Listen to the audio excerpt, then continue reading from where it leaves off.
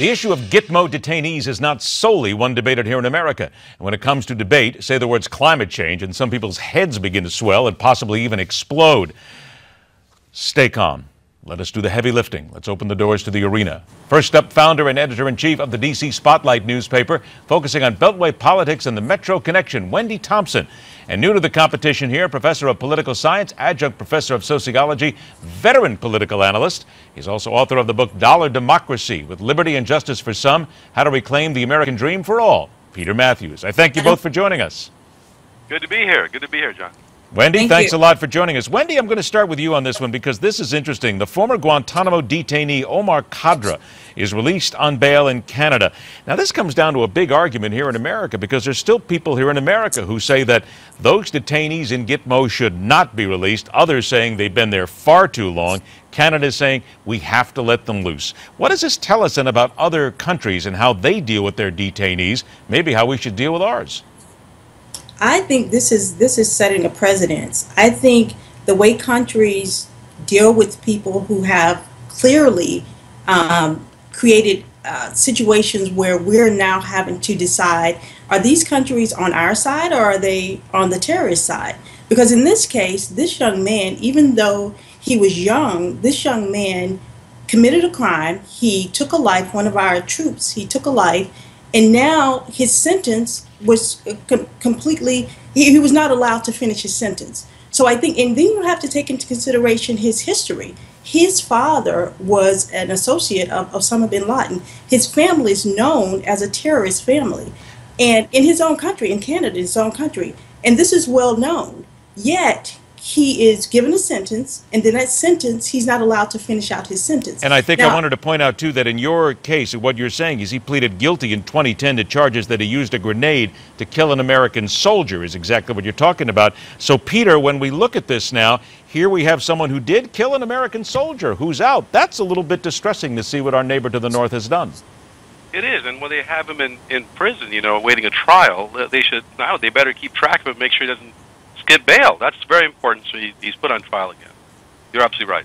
So here we go, and this leads us now to what is happening now. And Peter, I'm going to stay with you on this one because the U.S. military has issued an alert here in the last 24 hours where they are watching, they are looking at what they consider to be heightened ISIS activities, heightened activities from the terrorists now. They're not saying what it is, and they never quite will. But shouldn't this tell us something that despite the fact that we keep saying we're winning here, we're doing this, we're trying to find this, we're making inroads, this is still a real threat, and you still have these groups that are able to get underneath the web, underneath the net, if you will, and even our own military has to start being concerned. Well, absolutely. I mean, ISIL is no one to fool around with. These people are vicious. They've done things. We know their record in countries like where they're beheading Christians in the North Africa, and not to mention the fact they took over 1/3 of Iraq and Syria. And, you know, I believe that there are people who are going to ISIL, to Syria from here. We know there are 180 people that the American director of the intelligence, James Clapper, said 180 Americans have tried to go to fight in Syria. So we really have to be on the guard, and I believe that the ultimate thing is to find a way to make sure Iraq and the Middle East is a lot more settled in terms of justice, in terms of our policies. And, you know, we go back to Iran. I mean, you go back to Dr. Mossadegh and the time back in 1953 when the British Petroleum decided to ask the U.S. to overthrow Dr. Mossadegh. President Truman said no, because he's doing a good thing with what he's trying to do with his people there, the programs he wants, and to share the oil wealth with BP, and they refused to do that. So then what happened was President Eisenhower went ahead and green-lighted Operation Ajax. So we've been interfering in the affairs in the Middle East quite a long time, and sometimes not to the right side or the right way. Well, with regard to all that interference here, Wendy, let's look at what's happening right now. The military is saying that this is not any specific threat, but doesn't this get to the point that we don't need a specific threat because there are people out there looking to kill Americans every single chance they get? They're just whack jobs, basically, in many cases, looking for an excuse. Well, you look at the case in Texas. I mean, there was no way for us to know anything about that. But when you look at the but we did know, actually. The FBI did know, and they did have an idea. Actually, that's what I was about to say. They did have an idea. We didn't have any way of knowing that this was actually going to be carried out. But when you look at his history, this guy, he was asked about his history before, and he wasn't charged, but he also went over to Somalia, and he engaged in terrorist activity over there, and they were aware of this. They were aware of this, but he wasn't, quote, on the radar to the extent that they were watching him enough to see what he was about to do. So when you look at this, the one thing that I want to make clear is we have got to take these people seriously. We have got to take them seriously, and I think we are to a certain extent, but then to a further extent, I don't think we are. And we've got to, when we hear of persons who are using radical speech and things like that, and it doesn't have to be someone from the Middle East. It could be someone who's an American. I think that's a very good key to it. It doesn't necessarily have to be somebody from the Middle East. Peter, hold on one moment. Wendy, hold on. We're right up against the clock. We're going to come back, and when we do, the country's military leader, or one of them, who says, come on, bring it on. We'll do a little war next on MidPoint.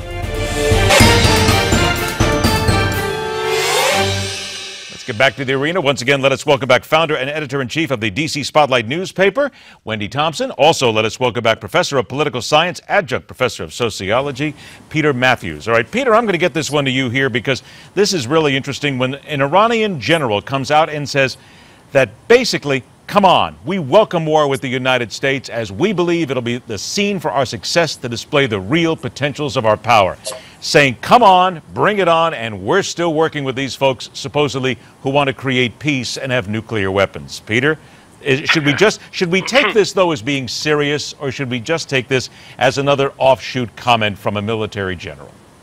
I believe it's basically bluster, John. This guy knows that he's got to sit down here and get this nuclear deal worked out, and he's trying to say the United States has no way to threaten them and shouldn't threaten them because they want to negotiate this. So it's basically it's a negotiating ploy, in my view, and it goes back to the relationship with the United States and Iran back in 1953.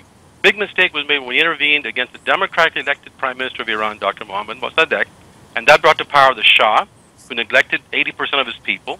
And then on top of that, the Iranian Revolution threw him out, and then he came here, and Carter put him in a hospital here, and the whole thing went downhill from there on.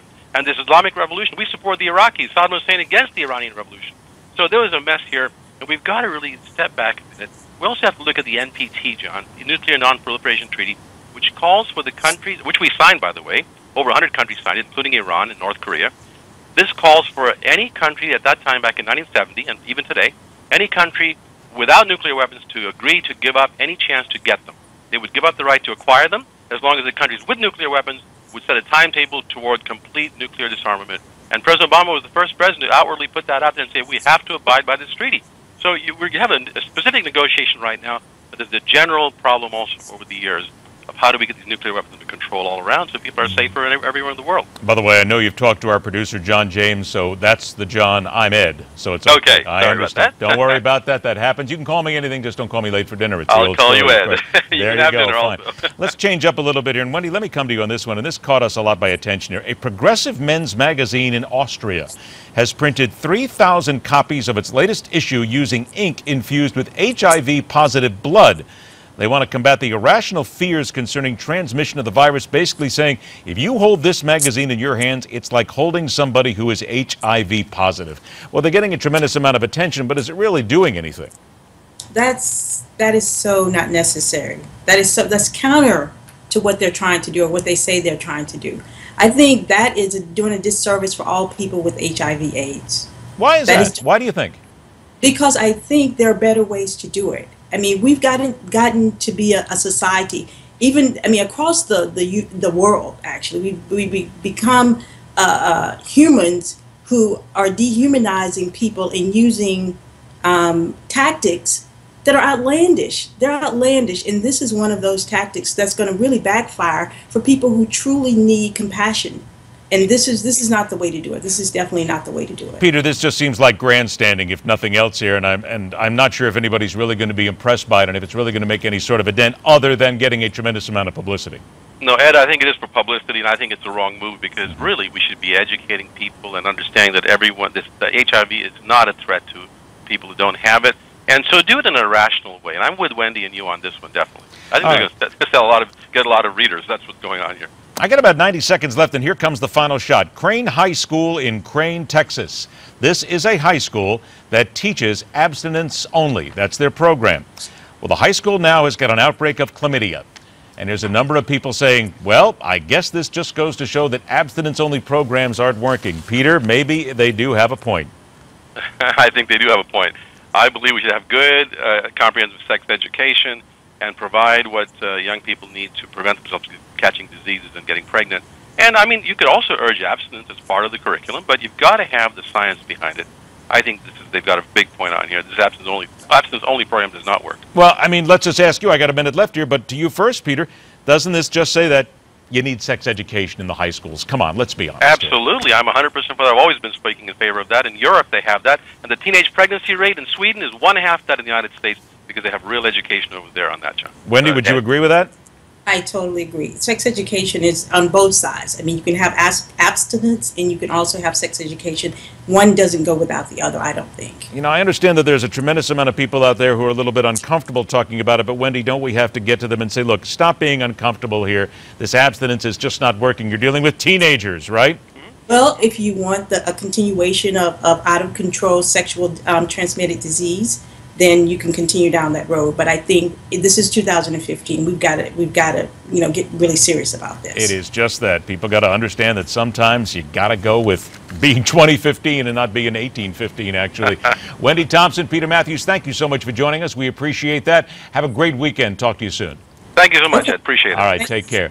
Coming up after the break, your weekly round of legislated laughs. Because, let's be honest, is there anything better to laugh at? Anything that is more replete with laughter? Anything that has a greater chance of making fun of every single week than our wonderful, stellar, we gotta love them, elected politicians? The political punching bag ends the show and the week. Next, right here on MidPoint.